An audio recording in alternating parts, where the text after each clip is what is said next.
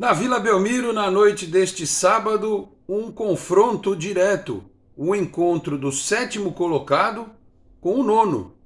O sétimo é o Santos, o nono é o Flamengo.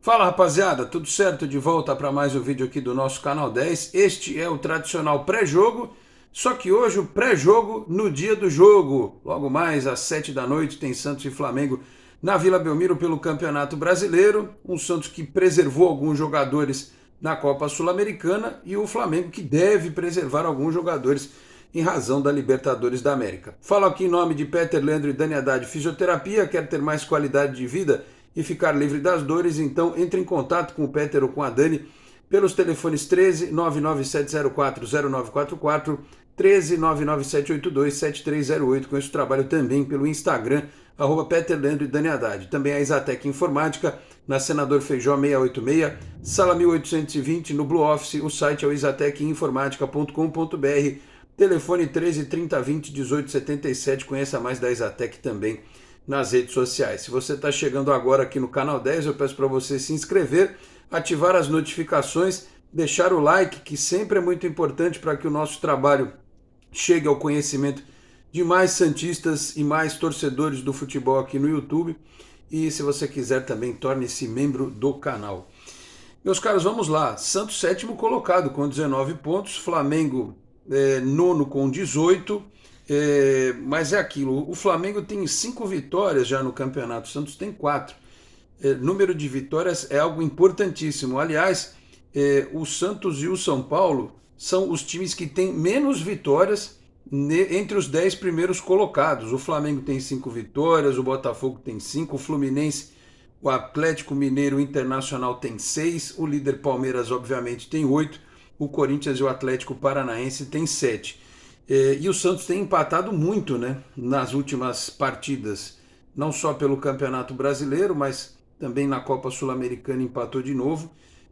Como eu sempre digo, uma vitória e uma derrota, você soma 3 pontos. 2 empates, você soma 2. Então, num campeonato que exige regularidade, não adianta 7 empates, né? É preferível que você perca um jogo e ganhe outro. E especialmente quando joga em casa. E especialmente contra um time que, se vencer, te ultrapassa na tabela e que você vai enfrentar no segundo turno lá na casa deles, né? Porque olhando para a tabela do campeonato, os times que estão acima do Santos, o Santos perdeu do Palmeiras, empatou com o Corinthians fora de casa, perdeu para o Palmeiras na Vila, empatou com o Corinthians fora de casa, empatou com o Atlético Paranaense fora de casa, empatou com o Internacional em casa, empatou com o Galo e com o Fluminense fora. Então, entre os times que estão acima do Santos, o Santos só perdeu para o Palmeiras. Mas, em relação aos demais, não venceu nenhum jogo, né? Fluminense, Atlético Mineiro, Internacional, Atlético Paranaense, Corinthians, não ganhou nenhum jogo.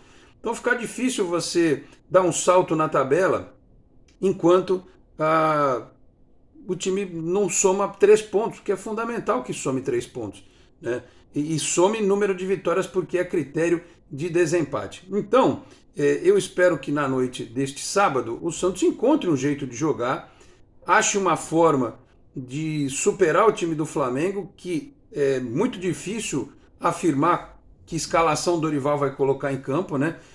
Um time que tem algumas prévias sendo divulgadas aí nos principais sites, mas eu acabei vendo aqui uma provável do jornalista Vene Casagrande, que me parece ser mais perto da realidade do que vai acontecer no jogo hoje.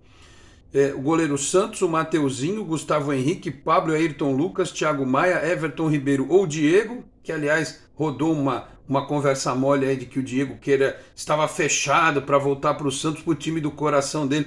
Eu vou alertar vocês que acreditam em tudo que sai na internet. Primeiro que o time do coração do Diego é o São Paulo. Isso a gente já sabia quando ele jogava aqui. Tá? E ele nunca demonstrou a menor boa vontade para jogar no Santos. Se ele viesse hoje, seria uma grande surpresa. Aliás, como eu já falei outro dia, se vier, não sou contra, mas também não faço força nenhuma, porque nunca demonstrou nenhum interesse de ter aproximação com o Santos, o Diego, que pode jogar esta noite. Além do Vitor Hugo, o ataque com o Marinho, aquele, né? o Pedro e o Vitinho. Algumas outras prévias falam do Gabigol e tal. Enfim, vamos aguardar. Já o Santos, para enfrentar este ou algum outro time que venha a ser escalado pelo Flamengo, de qualquer forma você vê, é um time que tem muita qualidade. Time que se dá o luxo de revezar o Pedro e o Gabigol no ataque, que pode usar um Everton Ribeiro, né, no meio de campo, é uma equipe que tem qualidade. O Santos, ele precisa encontrar um ponto de equilíbrio para que ele seja ofensivo, para que ele faça valer o fator Vila Belmiro, né, que vai estar lotada, mas que vai ter a presença da torcida do Flamengo. Não é como nos clássicos de São Paulo, né, que só tem torcida do Santos, vai ter a torcida do Flamengo lá fazendo o barulho dela. O Santos tem que ter um ponto de equilíbrio. Ele tem que atacar, ele precisa construir, mas ele não pode ir de qualquer jeito para frente, abrir a defesa de forma irresponsável. Principalmente pelo fato de que os dois jogadores que mais impõem respeito, tanto no aspecto físico quanto no aspecto de, digamos assim, enfrentamento do adversário, o Maicon e o Fernandes não jogam, né? O Maicon segue lesionado e o Fernandes cumpre suspensão pelo terceiro cartão amarelo. O Santos tem um problema crônico na lateral direita, é sempre uma briga. Eu acho que dessa vez não tem muito o que fazer, você tem que ir na segurança. Estou imaginando também que vai jogar o Auro. Você tem que escolher um zagueiro para o lugar do Maicon na partida. O Bauerman vai jogar, o João Paulo joga, obviamente, o Auro. E aí você tem três opções. O Luiz Felipe, que jogou contra o Táchira, e ele foi bem, mas vamos lembrar que era o Táchira, né? Era o Táchira. Eu não sei como é que o Luiz Felipe se comportaria contra o Pedro ou o Gabigol, por exemplo. O Kaique, que é um jogador que tem mercado, precisa jogar, né? Porque tem potencial, deles todos, o que tem potencial técnico melhor é o Kaique. Mas além dele tá muito verde ainda, né? Não está amadurecido, ainda conta com o ódio gratuito de parte da torcida que diz apoiar os meninos da base, mas sempre que pode detona os jogadores das categorias de base. Até porque eu disse outro dia, né? Se a melhor coisa que pode acontecer nessa janela, o Santos precisando vender um jogador, é vender o Kaique, deixa ele cuidar da vida dele, terminar a formação dele fora do Santos, porque uma parte da torcida já agarrou no ódio no rapaz e tudo que ele fizer de bom vai ser apagado, enfim. Eu prefiro que o Kaique não jogue. Então vamos de Velasquez. Eu acho que tem que ir o Velasquez porque ele pelo menos tem um perfil psicológico, digamos assim, mais aguerrido, né?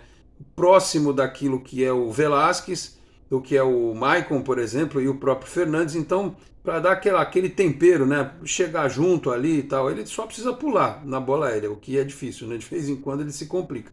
Então, eu iria de Velasquez e Bauerman, e na lateral esquerda, por uma questão lógica de dedução, como o Felipe Jonathan jogou contra o Corinthians e o Lucas Pires começou contra o Táchira, eu imagino que o Felipe Jonathan vai ser titular na lateral esquerda. Aí o meio de campo não tem o que fazer, né? O Santos não tem peças para trocar. Então o Camacho e o Zanocelo, que jogaram na quarta-feira, vão precisar jogar de novo. E aí nós vamos por exclusão para outras posições. O Batistão vai jogar, porque está descansado também, não foi a Venezuela. O Ângelo está no processo de retomada, então precisa começar a partida. E o Marcos Leonardo, o idem, vai jogar. Aí o posicionamento deve ser o Ângelo pelo lado direito, o Batistão como um meia, ali atrás do Marcos Leonardo, e sobra uma posição. Tem o xodó do Bustos, que é o JJ, e tem o Lucas Braga, né, que a torcida também não morre de amores ultimamente pelas atuações dele, mas é uma opção de velocidade e de recomposição. Ele pode fazer o lado do campo ajudando o Felipe Jonathan mais do que o Ângelo faz. Precisa ter um equilíbrio defensivo. Se jogar... o pessoal fala assim, o Júlio marca. O Júlio ele recompõe quando ele está pelo meio, quando ele está pela ponta é um problema. Tanto é que o gol do Bragantino, na Vila Belmiro outro dia, saiu numa bola enfiada entre ele e o Zanocelo. Então assim, ele recompõe bem na marcação, rouba bolas, inclusive quando ele joga mais centralizado. Quando ele tem que voltar para marcar na ponta, é um problema. O Lucas Braga faz isso melhor e tem mais velocidade. Pode fazer uma jogada de fundo interessante e aquela tentativa sempre dele de cortar para o meio e bater no gol. Então, fica essa dúvida, mas eu imagino que vá o Lucas Braga. Então é isso. É um jogo que tem do outro lado um Flamengo com jogadores que já atuaram aqui, para quem se preocupa com a tal da lei do ex, né? Tem um monte, tem Diego, tem Gabigol, tem Marinho, tem Gustavo Henrique, o Dorival no banco. De toda forma, independentemente de qualquer coisa, como eu disse, um jogo que o Santos precisa vencer porque ele vai muito além de uma briga direta por uma posição na tabela do campeonato. É uma briga pela posição na tabela, é a possibilidade de você crescer e ficar longe das últimas posições. O Santos iria a 22 pontos. Provavelmente não mudaria de posição, né? Porque o Fluminense, que está à frente do Santos na tabela, vai pegar o Corinthians todo desfalcado, só com meninos, porque o Corinthians tem que ganhar do Boca na Argentina para classificar na Libertadores. O Atlético Mineiro vai pegar o Juventude, mas já tem 24 pontos, o Santos só pode ir a 22.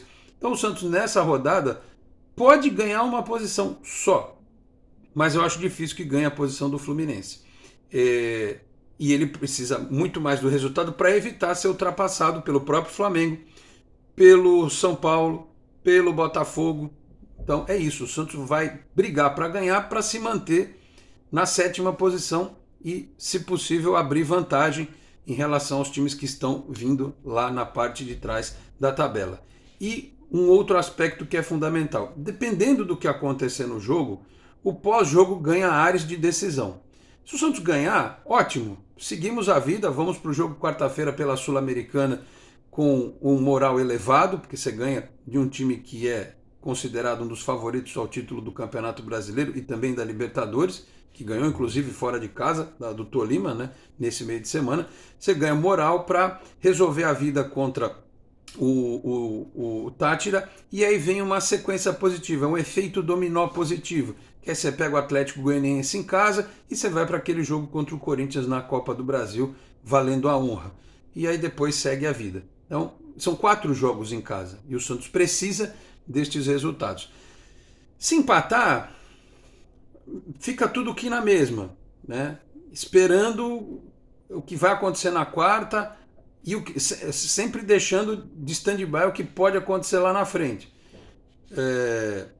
Agora, se perder, depende de como vai perder. Se perder com o VAR estragando o jogo, se perder por 1-0, mas sendo competitivo, lutando, como foi contra o Palmeiras, é um negócio. Agora, se tomar um atropelo, é difícil prever o que pode acontecer em relação à continuidade do trabalho do Fabian Bustos. Então, é isso. O cenário é esse, não tem o que pôr nem o que tirar, né? Em relação à escalação do Santos também, é torcer para o Batistão estar naquele dia em que ele consegue ser efetivo, ele descansou. O Marcos Leonardo também, que é um goleador. O Santos tem 2 jogadores que têm essa condição. E torcer para que o Ângelo e o Lucas Braga, em campo, eles possam, no 1 contra 1, levar vantagem. O Braga pela velocidade e o Ângelo pela técnica que ele tem. No 1 contra 1, ele precisa superar esses marcadores, né? E jogar perto da área é importante. O Santos tem caminhos para conseguir a vitória, mas tem as preocupações também, especialmente com uma defesa tão modificada, né? E com jogadores com menos pegada do que quando temos o Maicon e o Rodrigo Fernandes em campo. Então é isso, vamos acompanhar a partida, que terá a arbitragem dele, o Schwarzenegger do apito, o distinto Daronco, Anderson Daronco do Rio Grande do Sul, auxiliado por Rafael da Silva Alves e Michael Stanislau, todos do Rio Grande do Sul. O 4º árbitro é o Thiago Luiz Scarascati, de São Paulo.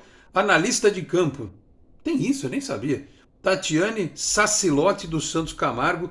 E o principal, porque esse é o que manda prender e soltar, o árbitro de vídeo é o Emerson de Almeida Ferreira, de Minas Gerais. Tomara que ele seja torcedor do Atlético Mineiro, tá certo? Para o bom entendedor, meia palavra basta, mas que ele faça o trabalho dele direitinho, sem favorecer ou prejudicar ninguém, tá certo? Então é isso, vamos acompanhar o jogo às 7 da noite, a Vila lotada, com transmissão para quem for ver pela TV no Premiere, e assim que a partida terminar a gente volta por aqui com a análise de Santos e Flamengo, tá certo? Muito obrigado a todos pela audiência, um grande abraço e até a próxima. Tchau, pessoal.